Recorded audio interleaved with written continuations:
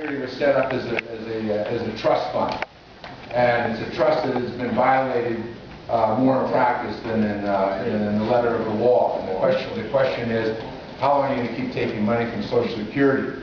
I was a big proponent back in the 80s of pay-as-you-go budgeting, which said that if you want to start a new program in the government, you get two choices. You can eliminate a program that you think isn't as good as this new program you want, or you can raise people's taxes to pay for it, but you don't get to add it on to the deficit. And I struggled all through the 80s. I couldn't get the Reagan administration to go along with it. In fact, the Clinton administration went along with it when they were elected. And he had inherited a $300 billion annual deficit at that time, and we went to pay-as-you-go, and he in fact raised taxes to pay for some of the things that his administration thought should be done, and we traded programs. We got rid of programs that weren't working as well as new ones, and we had a pretty decent economy. When President Clinton left office, he left a second year of a budget surplus. We were putting money back into the Social Security Trust Fund. They were talking about whether or not there would ever be a need for 30-year bonds, and there was a $5 trillion surplus.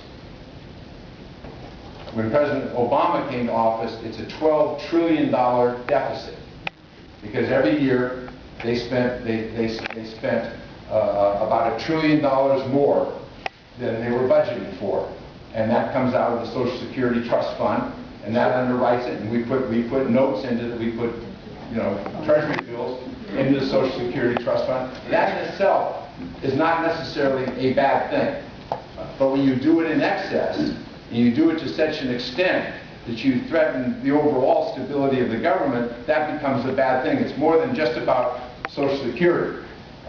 Social Security, even the critics of Social Security understand that it's viable for the next 75 years. But you're starting to do other things by draining those monies for whether it's for the war that we didn't put on budget, for other things that most of that money went to tax cuts to the wealthiest people in this country. That's what he did. First, when they came into office, they had these big tax cuts. The vast majority of that went there, and there was not money to pay for the war in Iraq. They wouldn't raise taxes to pay for the war in Iraq, and now that's turned into a $12 trillion deficit, long-term debt, and that's what we have to work off. We have to work that off while we're also trying to get the economy going.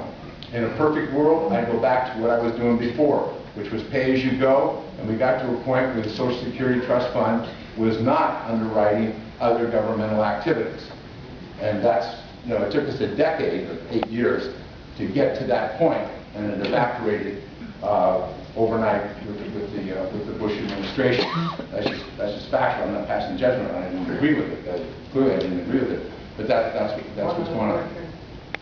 A clarification here. I thought that Congress